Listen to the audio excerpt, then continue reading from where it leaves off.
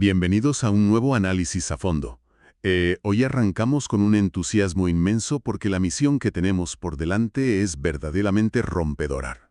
Hola a todos. Sí, la verdad es que el material que traemos hoy tiene tela. Totalmente.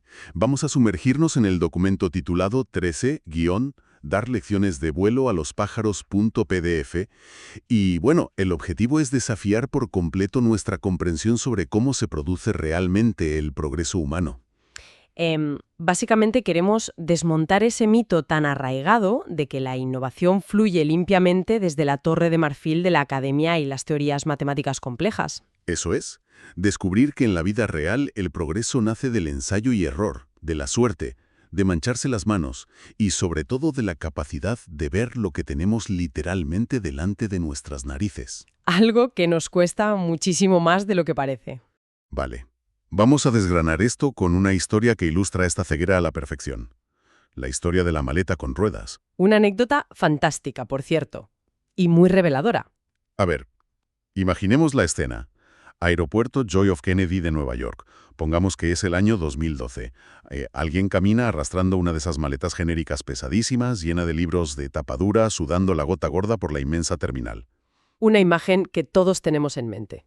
Claro. Y de repente, esa persona se detiene a mirar esas pequeñas ruedecitas en la parte inferior de la maleta y el asa metálica que permite tirar de ella. Y se da cuenta de algo espeluznante. El ser humano logró enviar a un hombre a la Luna a finales de los años 60 y... con toda la inmensa sofisticación tecnológica, matemática y física que eso implica. Exacto. Y sin embargo, tuvieron que pasar más de 3 décadas desde ese alunizaje para que a alguien se le ocurriera la idea maravillosamente simple de poner pequeñas ruedas directamente debajo de una maleta. En lugar de usar esos engorrosos carritos externos que requerían tanto esfuerzo y que siempre acababan volcando. Sí. Pues lo fascinante de esto es la escala temporal de la que estamos hablando. Pasaron casi 6.000 años desde la invención de la rueda, que solemos atribuir a los mesopotámicos, hasta esta brillante implementación realizada por un fabricante de equipaje anónimo en algún aburrido suburbio industrial. 6.000 milenios. 6.000 años con la rueda inventada y cargando fardos a la espalda. Es increíble. Así es. Y lo que esto nos revela es una profunda, casi cómica, falta de imaginación retrospectiva en la humanidad. Ya ves. Ocurre porque la sociedad intelectual recompensa sistemáticamente lo que consideramos derivaciones difíciles. Aplaudimos a las mentes brillantes que viajan a conferencias internacionales para debatir sobre la conjetura de Riemann o el estudio de los quarks.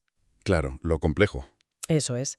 Pero esas mismas mentes brillantes han estado arrastrando pesadamente sus maletas por los aeropuertos de todo el mundo durante décadas, sin aplicar su intelecto a un problema de transporte mundano y evidente. ¿Es que no hay penalización por ignorar la simplicidad? Ninguna. Los seres humanos somos pésimos para trazar mapas del futuro o reconocer qué forma tendrán las cosas verdaderamente útiles del mañana. Pero, a ver, yo me pregunto, ¿siempre hemos sido tan lentos para ver lo obvio? Pienso en civilizaciones antiguas que inventaron cosas increíbles. Seguramente cuando inventaron la rueda, el salto a usarla para el transporte de carga fue inmediato, ¿no? Yo mismo pensaría que es el paso lógico. Pues sorprendentemente no. De hecho, los datos históricos sobre esta brecha entre inventar algo y saber usarlo son asombrosos. Tomemos a los mesoamericanos, como los mayas o los zapotecas. Ellos ya tenían la rueda. ¿En serio? Pero si no vemos carros mayas en los libros de historia. Porque lo utilizaban exclusivamente en pequeños juguetes para niños. ¡Madre mía! Figuras de arcilla con forma de animales que tenían ruedecitas. Mientras tanto, para mover losas de piedra gigantescas y construir sus impresionantes monumentos, utilizaban cantidades masivas de trabajo humano.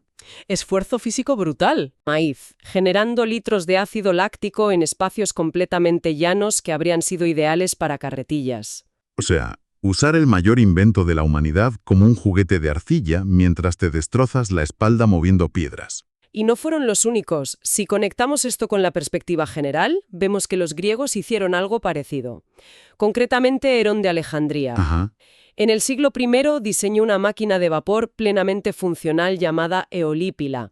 Era una especie de esfera metálica que giraba a gran velocidad cuando se calentaba agua en su interior y el vapor escapaba por unos tubos. Una máquina de vapor en la antigua Grecia. Podrían haber iniciado la revolución industrial 1800 años antes. ¿Para qué la usaban entonces? Principalmente como entretenimiento, como un truco de magia para impresionar en los templos o en las fiestas. ¡Qué barbaridad! Una simple curiosidad de salón. Tuvieron que pasar casi 2000 milenios para redescubrir ese mismo principio y aplicarlo a locomotoras y fábricas. Es que el contraste es brutal. Y fíjate que esto me hace pensar que hay un abismo enorme entre tener una idea en un laboratorio y que esa idea llegue a la calle. Yo estoy asombrado con este concepto. Totalmente. Los investigadores médicos denominan a este fenómeno la brecha traslacional. Es la diferencia temporal entre el descubrimiento formal de algo y su primera implementación práctica. Claro. La implementación no sigue automáticamente a la invención. Son empresas completamente distintas. A menudo, implementar algo es muchísimo más difícil porque requiere enfrentarse a burócratas, a escépticos de turno y, sobre todo, a nuestra propia falta de visión. Me suena que en la medicina esta brecha ha costado muchas vidas. Leí en el documento sobre el historiador David Wootton y cómo documenta estos retrasos. Los datos de Wootton son escalofriantes. Relata cómo pasaron 2 siglos, o sea, 200 años completos, entre el descubrimiento microscópico de los microorganismos y la aceptación generalizada en la medicina de que estos gérmenes causaban enfermedades. 200 años. Y luego hubo un retraso adicional de 30 años, desde que se formuló la teoría de los gérmenes hasta el desarrollo y la aplicación real de la antisepsia en los hospitales. La idea de que el conocimiento fluye suavemente y sin fricciones es una ilusión absoluta. Y a veces esa brecha no es solo un retraso inocente porque la gente no se entera. A veces es una resistencia verdaderamente irracional. Sí, el texto menciona un ejemplo indignante. Exacto. La historia de la escritora Noga Arija sobre el médico William Harvey en la década de 1620. Él demostró de forma anatómica y concluyente el mecanismo de la circulación sanguínea. El corazón bombea, la sangre circula, fin del misterio. Algo completamente empírico. Uno pensaría que ante esa evidencia innegable, los médicos de la época cambiarían sus tratamientos. Sería lo lógico, desde luego, pero no. Durante siglos, literalmente siglos después del descubrimiento de Harvey, los médicos europeos siguieron basando sus diagnósticos en la teoría medieval de los humores del cuerpo. Increíble. Siguieron recetando sangrías masivas con sanguijuelas, enemas continuos y cataplasmas. Las cataplasmas básicamente consistían en aplicar trozos de pan mojados sobre el tejido inflamado. ¿Pero por qué? Si ya sabían cómo funcionaba la sangre, ¿por qué aferrarse a las sanguijuelas? Por una mezcla de falta de heroísmo y cobardía profesional, biomédico. Cuando el cambio a una nueva tecnología o la eliminación de una práctica perjudicial está obviamente libre de efectos secundarios negativos, resistirse es simple incompetencia por miedo a perder el prestigio. ¡Qué fuerte! A lo largo de la historia, muy pocos profesionales han querido poner en juego su prestigioso empleo y su reputación para decir «nos hemos equivocado». Preferían aferrarse a las viejas costumbres por muy bárbaras que fueran. Es increíble que los médicos se aferraran a prácticas dañinas por miedo a perder prestigio. Pero, ¿qué pasa cuando la tecnología ya está ahí flotando en el ambiente y nadie corre ningún riesgo de reputación? ¿Por qué también tardamos en adoptarla? Eso nos lleva a una categoría fascinante que el autor llama lo medio inventado. Exacto. Ese es un concepto clave. Pasar de algo medio inventado a algo completamente implementado y revolucionario requiere un factor humano muy específico. Ajá.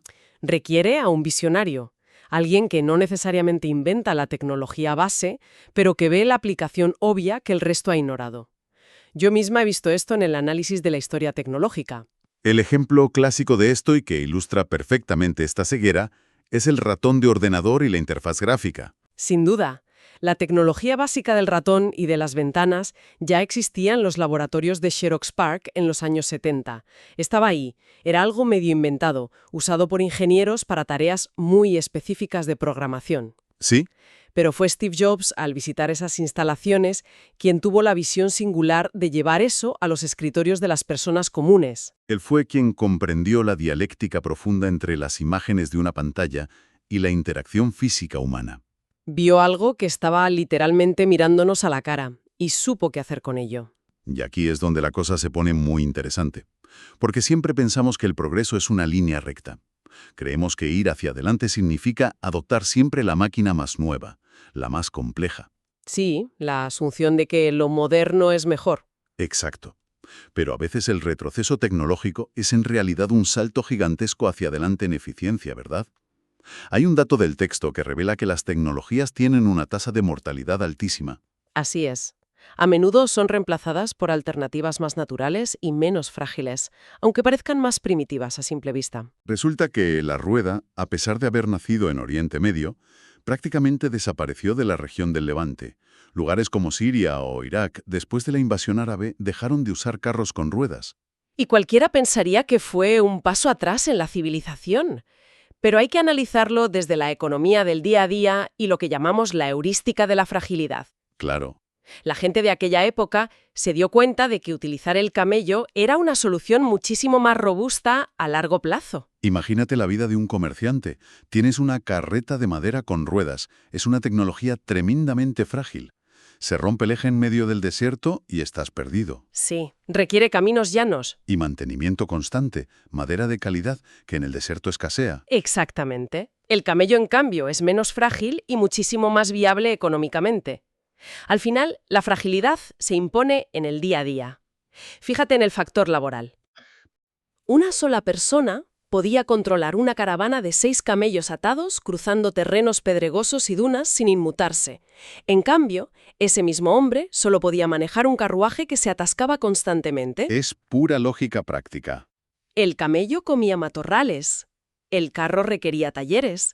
Lo que parecía un retroceso tecnológico era en realidad el triunfo de lo natural sobre la fragilidad de lo artificial. Al final, lo que funcionaba mejor en ese entorno sobrevivió. Pero entonces, si no es la academia planificando desde un laboratorio, ni es siempre la máquina más compleja la que gana, es todo el progreso humano simplemente pura suerte ciega. Vamos dando tumbos hasta que algo funciona. No es suerte ciega, es un proceso de ensayo y error, pero requiere mucha racionalidad. Específicamente requiere lo que en el ámbito de la probabilidad se denomina opcionalidad. ¿Opcionalidad? Es la capacidad de reconocer un resultado favorable cuando se presenta y, sobre todo, saber qué descartar rápidamente para buscar cisnes negros. Explícame eso de descartar. Si buscas las llaves de casa en el salón, usas la racionalidad para no buscar debajo del mismo cojín 5 veces. Cada fracaso te proporciona información valiosa que acota el espacio de búsqueda. Para ilustrar cómo se doma esta aleatoriedad de forma racional, me encanta el caso de Greg Stem que menciona el documento. Una historia fascinante. Es un cazador de tesoros submarinos. En 2007, Stem y su empresa encontraron lo que él llamó su cisne negro, los restos de la fragata española Nuestra Señora de las Mercedes, que fue hundida en 1804. Encontró un tesoro tremendo. Sí, monedas valoradas en unos 1.000 millones de dólares. Pero lo verdaderamente fascinante no es el oro, sino cómo lo hizo. Porque él no iba por el océano tirando redes al azar. En absoluto. El método de STEM es una clase magistral de ensayo y error racional. Él analiza exhaustivamente los registros históricos para definir la zona general donde podría estar el barco. Luego plasma esos datos en mapas divididos en cuadrículas de probabilidad matemática. Ajá. Sus barcos rastrean una cuadrícula con sonares. Antes de pasar a un área de menor probabilidad, se asegura con certeza absoluta de que el barco no está en el área actual. Claro. A ojos de un inversor tradicional que no entiende esto, como un dentista que espera pagos regulares, su negocio parecía un desastre. Y ese es el punto clave de la opcionalidad. Muchos de sus inversores iniciales se ponían nerviosos cuando la empresa tenía un mal trimestre. Es decir, cuando gastaban millones en búsquedas submarinas y no encontraban ni una moneda.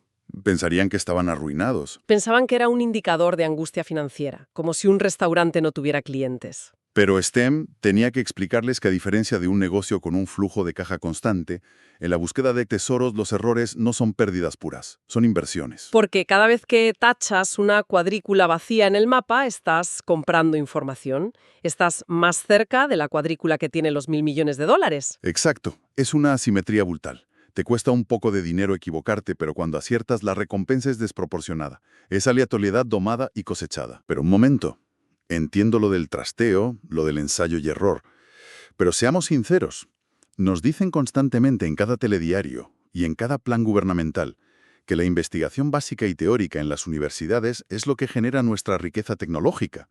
Así es, nos lo repiten sin cesar. ¿Me estás diciendo que esa premisa, en la que basamos miles de millones de presupuestos públicos, es una ilusión?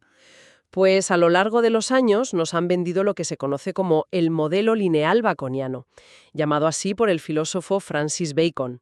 Este modelo, que es el que enseñan en las escuelas de negocios, dice que la academia lleva a la ciencia aplicada y esta a la práctica. Es decir, un flujo ordenado, limpio y direccional de conocimiento que baja desde las altas mentes hasta nosotros. Exactamente. ¿Y cuál es el problema con ese modelo? Suena bastante lógico sobre el papel. El problema es que choca frontalmente con la realidad. Para entender lo absurdo que es a veces este modelo, hay una metáfora brillante y central en el texto, la de dar lecciones de vuelo a los pájaros. A ver, explícame esto de los pájaros. Imaginemos a un grupo de eruditos de Harvard, hombres mayores vestidos con sus togas negras, dando conferencias magistrales llenas de jerga matemática y ecuaciones complejas en una pizarra, pero frente a una bandada de pájaros. Vale, me lo imagino. Les están enseñando la teoría aerodinámica del vuelo. Eventualmente, por su propia naturaleza evolutiva, un pájaro abre las alas y echa a volar. ¿Qué hacen los académicos inmediatamente? Supongo que atribuirse el mérito. Corren al departamento de ornitología a escribir libros y artículos revisados por pares, afirmando que el pájaro ha volado gracias a sus detalladas instrucciones matemáticas. A continuación, por supuesto, exigen más financiación gubernamental. Es una imagen buenísima. Y claro, como los pájaros no escriben libros, la versión de los académicos de Harvard es la única que queda registrada. Se crea una confirmación perfecta y totalmente falsa. La historia la escriben los ornitólogos, no los pájaros. Exactamente. Entonces, ¿qué significa todo esto? Si el modelo de Harvard no es el responsable, ¿cómo funciona el mundo real? Funciona a través de un ciclo basado en la antifragilidad. El ciclo real empieza en un garaje, no en una pizarra. Empieza con el trasteo aleatorio. De ese trasteo surgen heurísticas, es decir, tecnologías. Luego viene la práctica y el aprendizaje, y se repite el bucle. Casi sin ayuda de la academia. La academia a menudo llega después para ponerle la ecuación matemática a algo que un artesano ya descubrió manchándose las manos. Entiendo. Y a nivel macroeconómico, porque si uno mira a los países más ricos, son precisamente los que tienen las mejores universidades. Si la universidad no es la causa, ¿qué está pasando ahí? Lo que pasa ahí se llama epifenómeno. Un epifenómeno es una ilusión de causalidad que engaña nuestra mente. Ocurre cuando dos eventos se observan juntos, llevándonos a concluir erróneamente que uno causa el otro. El texto usa la imagen de la brújula en un barco, ¿no? Sí, una analogía visual perfecta. Si te pasas el día en el puente de mando de un barco enorme, mirando fijamente la aguja de una brújula, es fácil desarrollar la ilusión de que la aguja es la que está dirigiendo el barco. Claro, crees que la brújula mueve el barco. Y no que simplemente está reflejando pasivamente la dirección de los motores. Eso nos lleva a lo que el autor llama la ilusión soviético-estadounidense. Cuéntame de esa ilusión. Vemos un alto grado de investigación académica en países ricos y automáticamente asumimos que la investigación genera esa riqueza. Ignoramos que la realidad suele ser la inversa. Es el comercio y el trasteo aleatorio de una sociedad libre lo que genera una riqueza masiva. Lo que luego permite financiar las universidades. Exacto. Permite a ese país darse el inmenso lujo de financiar departamentos universitarios. La riqueza causa la academia, no al revés. Fíjate que estas falsas causalidades las vemos todos los días en las noticias.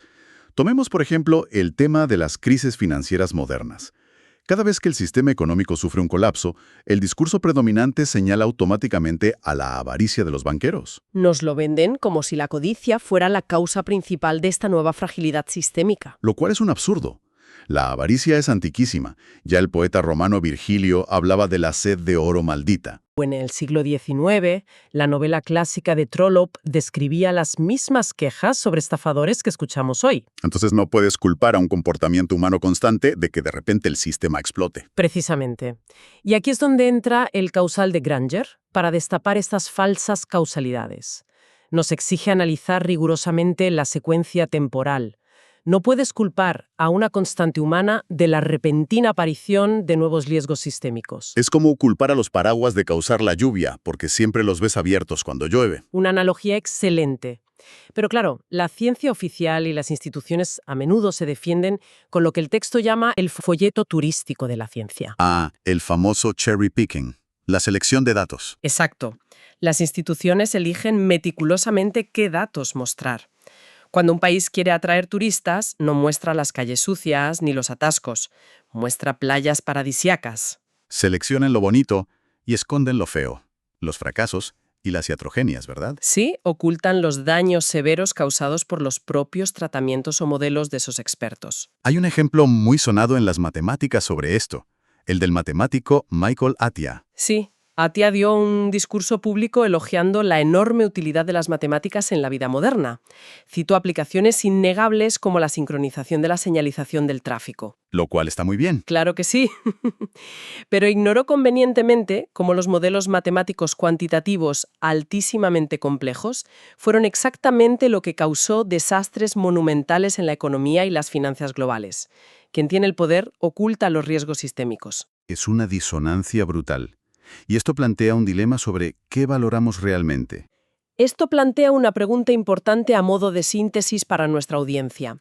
La sociedad intelectual sobrevalora enormemente el conocimiento codificable, ese conocimiento académico que se puede examinar con un test y plasmar en un currículum. Sí, Al mismo tiempo, menospreciamos sistemáticamente el conocimiento empírico, no codificable e intuitivo que las personas adquieren al trastear, cometer errores y experimentar en el mundo real. el conocimiento de mancharse las manos. Exactamente.